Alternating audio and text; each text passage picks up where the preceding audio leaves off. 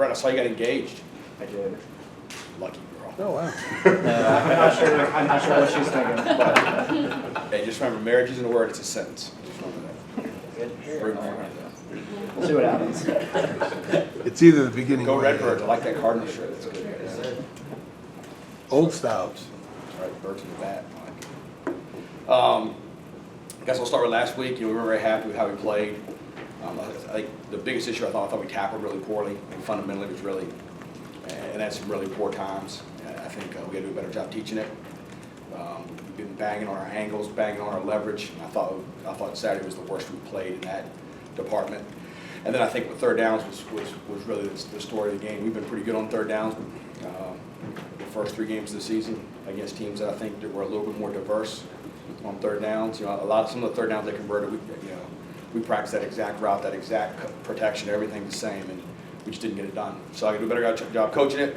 I think we did not handle adversity well for the second week in a row, which I think is a challenge. We've taken over a team that hasn't had success. We've talked about it a bunch. I think we've got to start seeing some action out of it.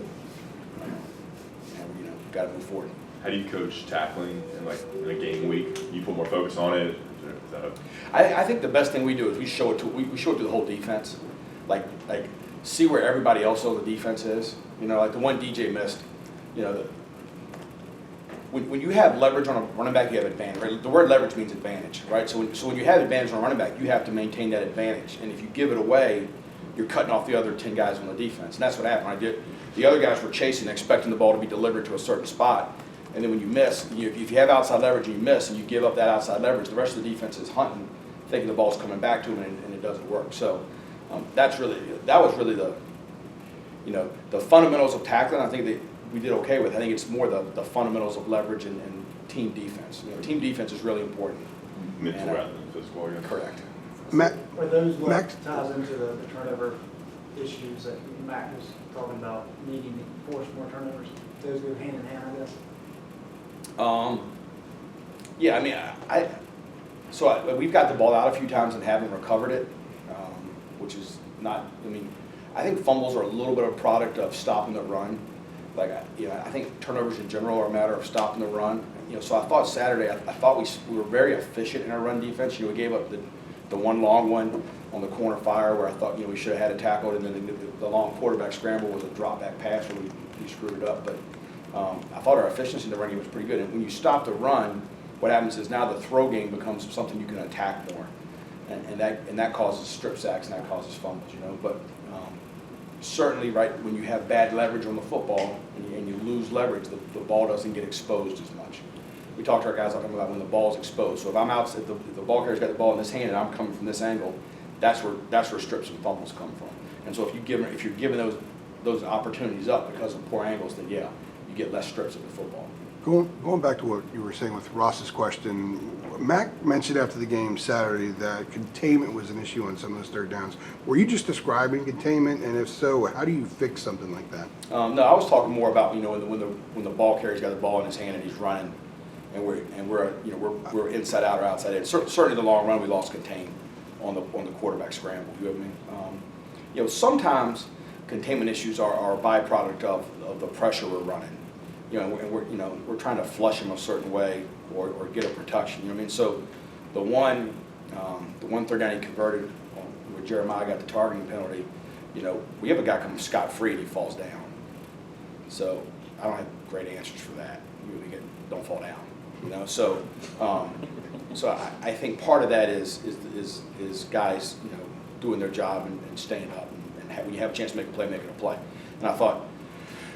Most third downs this year, when we've had those opportunities, we've made those plays. Certainly, containment on the quarterback is an issue. Sometimes when you're trying to maximize your pressure and maximize your coverage, sometimes the containment issue is going to happen. How do you slow down Clemson's offense? So I think they're really talented. I think they're really well coached. I was at the Broyles Award last year with Tony and Jeff. I think they're really good football coaches. They got really talented guys. I think you have to play very fundamentally, very, very sound. I think they block you very well, and I think the quarterback is. I haven't seen one better. So I just think you've got to. you've got to minimize the damage when they get you in a bad play. You know, that's we talked to our kids about that yesterday. Is some teams, when I have a bad call on the defense against a certain play, we've got to minimize that against them. If you do not minimize it, it's major problems. And I think the teams that have done a good job against them have minimized the damage when they've had a bad a route against a certain coverage or a run against a certain front. So I think that's it. And then I think you've got to do a really, really good job, on the edge in coverage, at corner and coverage. They're going to make you play man to man. So we got to do a really good job on playing press man. So when you see a team that is as talented as them and as favored as them, what approach do you take to still try to keep their confidence up that they can beat them, or do they already have that? Yeah, if we don't have confidence, then gosh, I'm doing an awful job. So I think they, we're going to go play, we're going to go compete. Our kids are excited to go play, and we played a lot. We played some pretty talented guys already. Miami's got some really talented guys. So I think we just got to go play, and we don't worry about ourselves more. I don't care who we play this week. We got to fix our own problems. If we fix our own problems, we'll be better. You say that Trevor Lawrence, you haven't seen a quarterback better than him. What separates him from every single quarterback you've seen throughout your coaching career? He's 6'6".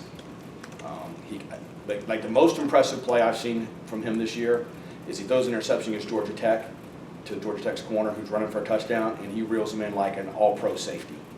So I think he can legit run. He's 6'6". I don't think he gets fooled very often, if at all. He's got huge targets, so the catch radius that he can throw to is really good. So a lot of quarterbacks, guys covered and they don't get, you got 6'4" receivers all over the place. So like he can throw the ball to a spot where they can go get it and the corners can't. And his arm, so I think his arm velocity, like talk about like arm talent, like his ability even as a 6'6" kid to throw the ball and get it out of his hands fast, I think is really special. So I think, I don't want to speak for NFL guys, but I would say there's a lot of NFL franchises that would trade for him right now. So I think he's pretty good. If there is a weakness in his game this season, it's been throwing interceptions. How do you take advantage of that? Hope he throws it to us. Yeah, I think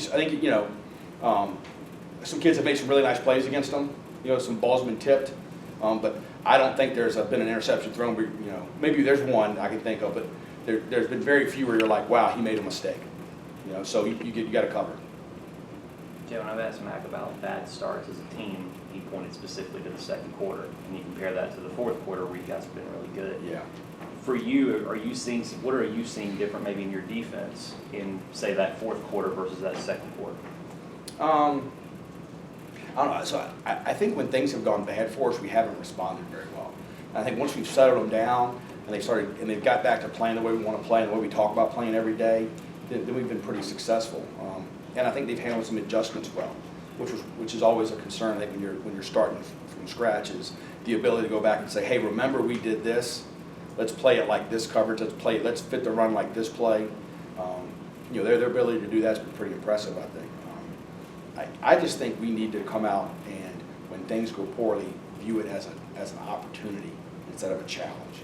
And I think we have in defense we have done a poor job with that, and that's our message going forward. To me, great defenses, elite defenses, when the ball gets turned over, you go stop them, and we have not done a great job with that. Going off a previous point, this week, do you coach a team? It's like they're gonna score some touchdowns on you. They're gonna make some big plays. They're gonna make some big throws. Do you say that, or how do you kind of coach the fact that this is a really good team that's going to make plays, going to get chunk yards? I think every week, Ross, we talk about like, hey, look, this team's pretty talented, and if we don't handle this the right way, they're going to make a big play. You with me? I think on film, our kids see the film and they see that that's the case with them. But I hate to sound like a cliche coach guy, but like we're not going to coach any different because it's Clemson versus App State versus Miami versus South Carolina versus anybody. Like we're just not. We coach the same way. The kids expect that. I think if I came in and all of a sudden I was like, oh my gosh, we're going to do this now. We're going to play this. We're going to they'd be like, what are we doing? So we're going to play the same stuff we played and play it better. So you were a pretty big underdog last year going to Oklahoma with a pretty good offense there, a pretty good player. What allowed you guys to do something that no other defense was able to do against those guys? We shortened possessions. And we fooled them a few times. So I think when you're in, I've been on the opposite side of that too. When you're favored by a bunch and the game's not going real well for you, there starts to become a little bit of a press factor. So I think we've got to try to hang in there and let them feel the pressure of, man, we're supposed to win by however many, and let the pressure happen, and then we got to fool them some. With Jeremiah getting the targeting and missing the end of the second quarter and the whole second half, Jonathan Smith played a lot. Dominique also got a lot more snaps than Chaz. How would you assess that group right now, kind of the way they're going? You know, Jeremiah, I think, is doing a great job. I was proud of John going in and playing. I thought he played well. You know, I think he handled getting us lined up and some of those things that at halftime we were stressing. You know, Dominique Ross, I think, is playing at a high level. I think Chaz Wright's playing at a really high level. I think I've got to do a better job of getting more reps for those two guys in different spots. And we had some stuff for App State, and we didn't stop the run enough to get to it. So we got to do a good job against Clemson to try and get in some longer down distance so we get them both in the field. So. I know I asked you pleased last week, so I won't say if you're pleased with that group now, but are you comfortable with the progress rate that they're making? Have they made enough that you could see a sizable progression rate each week? I think Jeremiah has become a young man that we rely on and trust. And then Jonathan Smith, I've always kind of felt that way about. He was a veteran presence. And then Dominique and Chaz, I think, are both really good players that need to make plays for us to win. And when they have, we played really well. When they haven't, we haven't played really well. And that position in the defense should be the position that, you know, I mean, for a number of years now, that position has led us in tackles. You know, and so I think those two need to play at a really high level, and at times they really have, like dominate level. I thought Chaz, there were some spots against South Carolina, Chaz was dominant. You know, so I think we've got to get him back. We've got to coach him. Tommy's doing a great job with him. We've got to coach him in a way for them to be dominant, and then let them go play. And I've got to do a better job of getting them both in the field some, where they can do their skill set fits the defense call. Correct me if I'm wrong, but did Schroeder's not play as much in the second half? It seems like him and Tamari really split snaps. Or what's wrong with the rotation there? He got nicked up again. Okay. And you know, didn't feel like, I mean, we were trying to manage how many reps he really took. You know, so we're trying to save him for some third down stuff, trying to save him for some pass rush stuff. I thought Zach Gill played really well. I thought Ray played really well when they came in for Jason. Tamari's playing all over the place right now. Jay, how would you adjust with Wolford's problem in the secondary? Well, I think we'll see what the doctors say. I think we've got some. You know, we put DJ back there against App State. I thought he did well. I think Don Chapman and Cam Kelly are both really talented young guys that we're excited to play. They're going to have to play some. I'm excited. You know, I thought when Cam Kelly went in, he flew around pretty good. So, you know, I love Wolf. My son's 8. If you told me my son's going to be Miles Wolf when he's 21, I'd sign off on it right now. So I'm hopeful that we'll have him soon. All right. Everybody good? Thank you very much. Thank you.